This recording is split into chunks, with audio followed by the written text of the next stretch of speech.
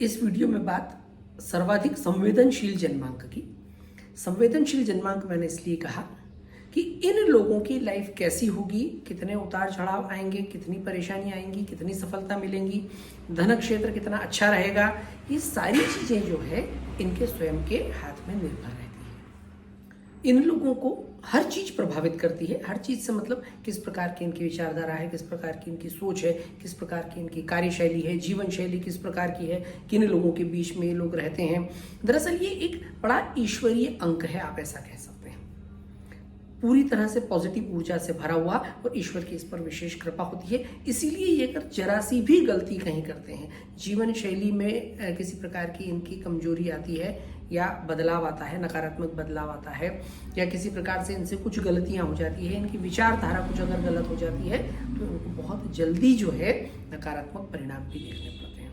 वहीं दूसरी तरफ अगर इनकी जीवन शैली अच्छी हो, सोच अच्छी हो, ये लोग गॉड फियरिंग हो और अपनी जो ऊर्जा है उसको सकारात्मक बनाए रखें, ये देव दर्शन करते रहें, दान पुण्य करते रहें, पूजा पाठ करते रहें और सभी प्रकार की आध्यात्मिक गतिविधियों से अगर ये जुड़े रहते हैं तो बहुत जल्दी इनका जो आभा मंडल है वो बहुत शक्तिशाली होता है, सकारात्मक होता है और सभी प्रकार की अच्छी कहना चाहिए घटनाएं यानी कि पॉजिटिव इवेंट्स इनकी तरफ अपनी ओर आकर्षित होते हैं।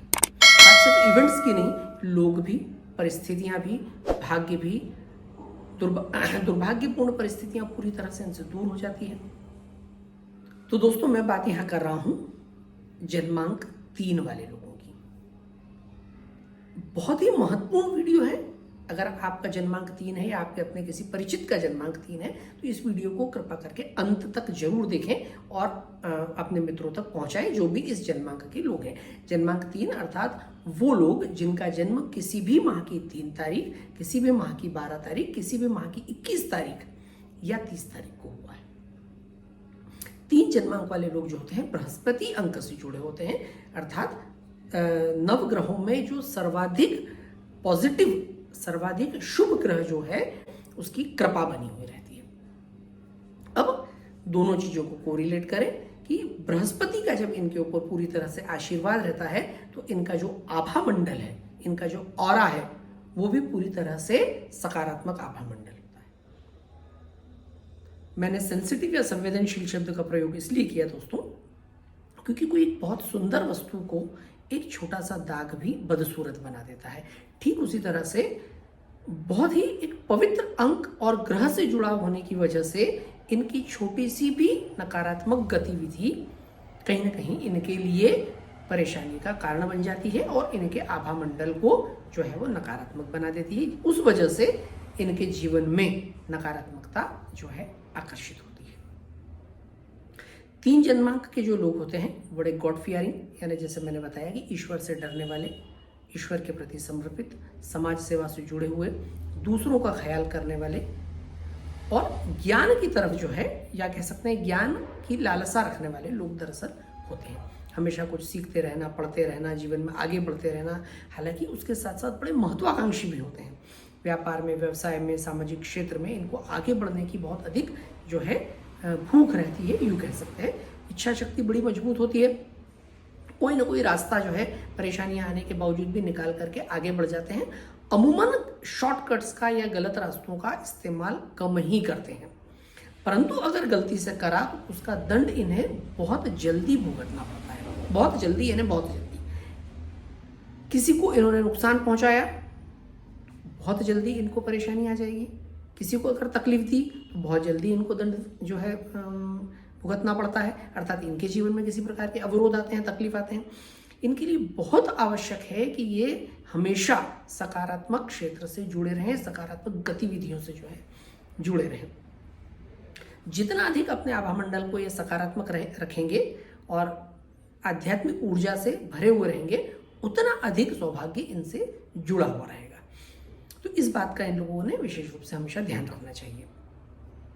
3 अंक वाले खान पान के शौकीन होते हैं। खान पान से मतलब मेरा भोजन करने के बड़े शौकीन होते हैं, राइट। अगर भोजन में भी किसी प्रकार की गलत आदत है या जीवन शैली बिगड़ रही है, खाना आवश्यकता से अधिक खा रहे हैं तो डेफिनेटली दिक्कतें आती हैं। इसलिए इनको पेट से संबंधित स्वास्थ्य की परेशानी जो है बहुत जल्दी आती है। ज्ञानार्जन के दृष्टिकोण से बात करें, यात्राओं के दृष्टिकोण से बात करें आर्थिक दृष्टिकोण से बात करें तो कुल मिलाकर के ये वर्ष बहुत ही अच्छा रहने वाला है, परंतु कहीं ना कहीं कुछ नुकसान भी दिखते हैं, अर्थात सोच समझ करके कार्य करना बहुत जरूरी है।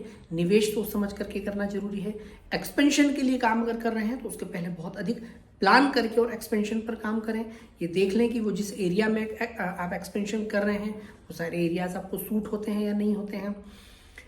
पार्टनरशिप्स में कहीं थोड़ी सी दिक्कतें आ सकती हैं। जो लोग साझेदारी में काम कर रहे हैं, अगर किसी भी प्रकार से कहीं कुछ गड़बड़ है तो थोड़ा सा सोच समझ करके आप आगे बढ़ें या चीज़ों को क्लियर कर लें ताकि कंफ्यूजन्स जो है आगे नहीं बढ़े। तो 3 नंबर वाले लोगों के लिए साझेदारी में काम करना थोड़ा सा मुश्किल भरा हो सकता है 2023 में। भावनात्मक उतार चढ़ाव के दृष्टिकोण से भी अगर मैं बात कहूँ तो ये वर्ष थोड़ा सा गड़बड़ रहने वाला है, नकारात्मक रहने वाला है। अर्थात किसी प्रकार के भावनात्मक आघात आपको लग सकते हैं। किसी अपने परिजन के साथ आपकी थोड़ी सी जो है बोलचाल हो सकती है, उनके साथ डिस्टेंसेस क्रिएट हो सकते हैं। किसी काम के चलते आपको अपने जो आत्मीयजन हैं उनसे दूर जाना पड़ सकता है, उनके साथ एक डिस्टेंस क्रिएट हो सकता है। वैवाहिक जीवन में भी कहीं एक कन्फ्यूजन वाली स्टेज किसी भी कारण से बनी हुई रह सकती है। उसके कारण बहुत सारे हो सकते हैं दूरी बनने के। ऐसा जरूर नहीं है कि मनभेद या मतभेद की वजह से ही दूरी किसी भी रिश्ते में आती है, तो रिश्ते दूरी आने के बहुत सारे रीजन हो सकते हैं। स्वास्थ्य एक ऐसा क्षेत्र रहेगा कि वहाँ आपको अपनी जीवन शैली बहुत सुधारनी आवश्यक है। नियमित रूप से योग, प्राणायाम, व्यायाम करें, खान पान का विशेष रूप से ध्यान रखें। अगर किसी भी प्रकार की खान पान से संबंधित गलत आदत है तो उससे दूरी बनाना आपके लिए बहुत ही अच्छा रहेगा।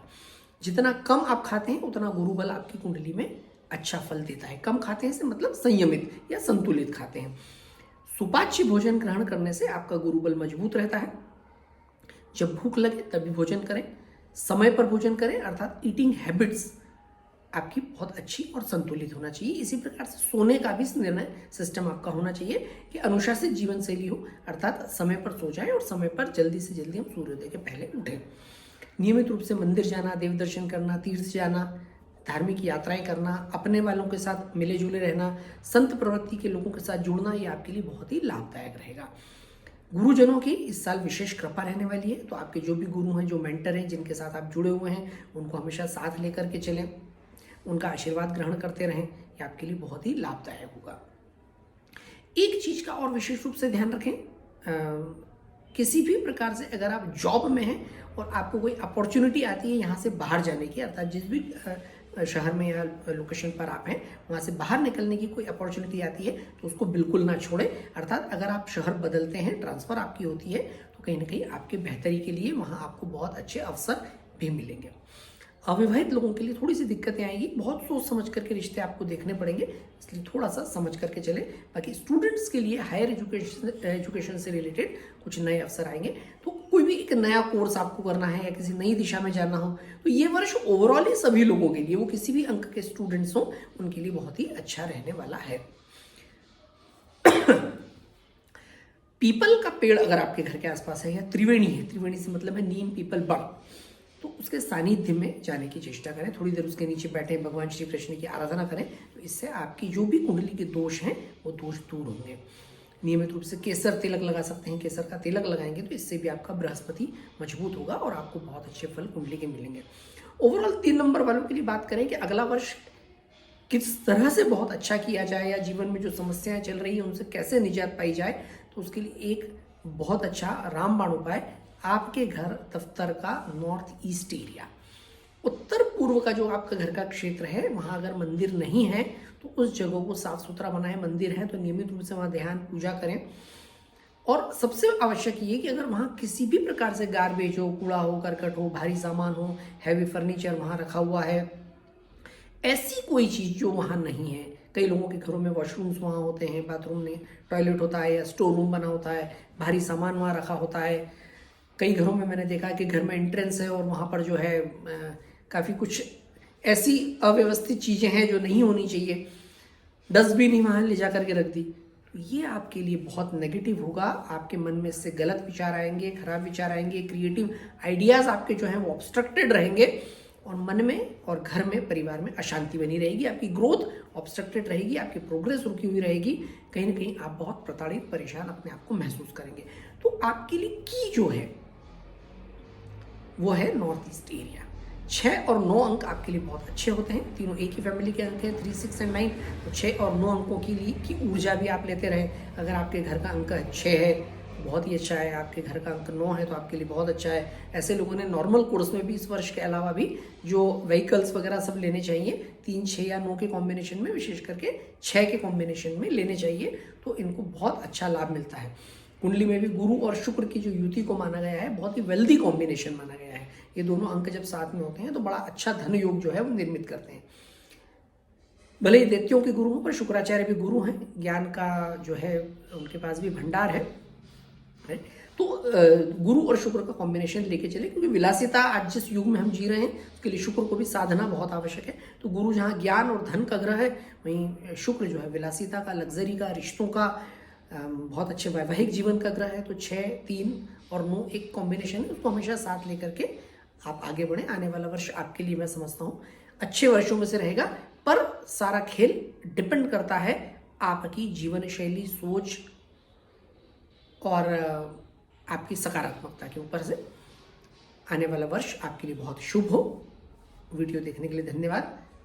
अपने मित्रों तक, अपने दोस्तों तक, अपने समूह तक भी इन वीडियोस को पहुंचाएं ताकि सभी लोग इसका लाभ ले पाएं। धन्यवाद।